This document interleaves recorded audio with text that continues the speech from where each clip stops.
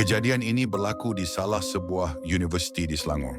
Pada ketika itu, semua pelajar sedang membuat persiapan untuk menghadapi peperiksaan akhir semester. Hampir setiap malam, mereka menghabiskan masa untuk menelaah buku, menyiapkan tugasan, dan membuat ulang kaji pelajaran sehingga lewat malam, iaitu 2 hingga 3 pagi. Amir, seorang pelajar jurusan kejuruteraan, dia terkenal di kalangan rakan-rakannya sebagai seorang yang rajin dan bijak. Pada suatu malam, Amir mengulang kaji pelajaran di dalam biliknya bersendirian, manakala rakan-rakan sebiliknya yang lain belajar di bilik bacaan. Ketika itu, jam sudah menunjukkan pukul 2 pagi, tetapi dia tetap tekun menyiapkan tugasannya. Dia perlu menghantar tugasan-tugasan tersebut pada keesokan harinya.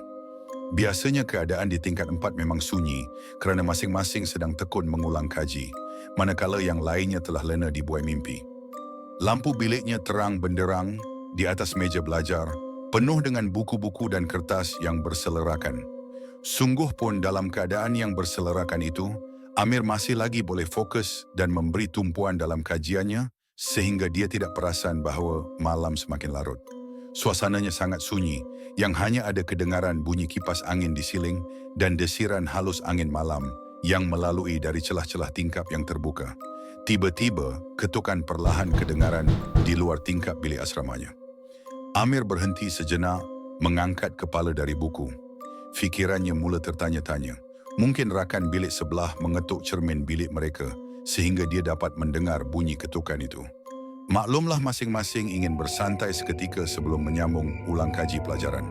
Tiba-tiba sekali lagi bunyi ketukan tersebut kedengaran. Amir terus bangun dan dengan perlahan dia menjenguk di celah tingkap. Perasaannya berbelah bagi, separuh takut dan separuh ingin tahu. Ketika dia menjenguk, dia ternampak seorang pengawal keselamatan berdiri di hadapannya. Pengawal itu memakai seragam keselamatan, tangannya sambil memegang lampu suluh, tetapi wajahnya tidak berapa kelihatan kerana keadaan di luar yang gelap. "Anak, kenapa lewat sangat belajar malam ni? Dah pukul 2.30 pagi ni. Pergi tidur. Tak elok berjaga hingga lewat macam ni," kata pengawal tersebut. Amir terpaku. Dia tidak pernah nampak pengawal keselamatan itu sebelum ini, tetapi dia tidak ambil peduli. Sangkaannya mungkin pengawal baru. Amir tersenyum. "Okey pakcik, sekejap lagi saya tidur. Ada sikit lagi tugasan yang perlu disiapkan," balas Amir dengan sopan. Pengawal itu hanya mengangguk perlahan sambil memerhati Amir. "Jangan lewat sangat ya. Kalau boleh, tidur awal lepas ni. Jika diikutkan, pelajar tidak dibenarkan untuk tidur lewat, nanti lewat pula ke kelas pada esoknya." Selepas memberikan pesanan itu, pengawal keselamatan itu terus beredar. Amir hanya berdiri di tepi tingkap, memerhati pengawal itu beredar perlahan-lahan sehingga hilang dari pandangannya. Rasa ganjil mulai timbul dalam hati Amir. Mengapa pengawal itu kelihatan begitu pelik? Namun Amir tidak mengendahkan pesanan pengawal keselamatan itu dan kembali ke meja belajar. Ketika dia duduk semula, Amir tersentak dan tersedar. Dia bagaimana mungkin seorang pengawal keselamatan boleh menegurnya?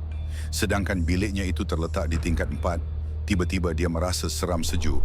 Jantungnya kini berdegup kencang dan matanya melirik ke tingkap bilik yang masih ternganga sedikit. Dalam keadaan fikiran yang resah, Amir melihat ke arah jam dinding. Sudah hampir pukul 3 pagi. Tiba-tiba, angin bertiup kencang.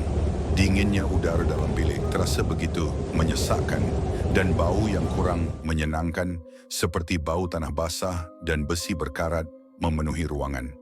Amir cuba mengabaikan ketidakselesaan itu, namun matanya tiba-tiba terpandang sesuatu di cermin bilik yang tergantung di dinding sebelah katilnya. Di dalam cermin, di belakangnya, kelihatan sekujur tubuh yang kelihatan berpakaian seperti pengawal keselamatan. Ia samar-samar yang tidak seharusnya ada di situ.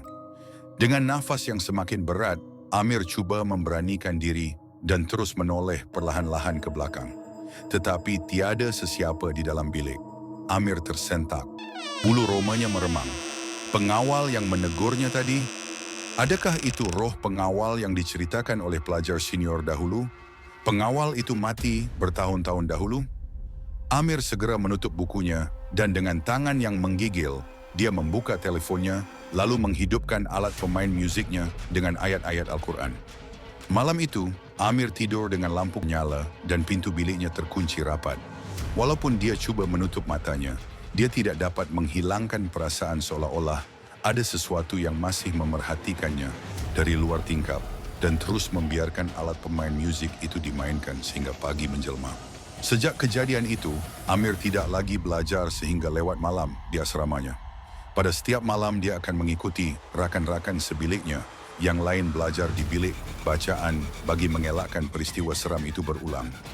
Apabila bermulanya semesta baru, pasti ada pelajar yang ditempatkan di bilik tersebut.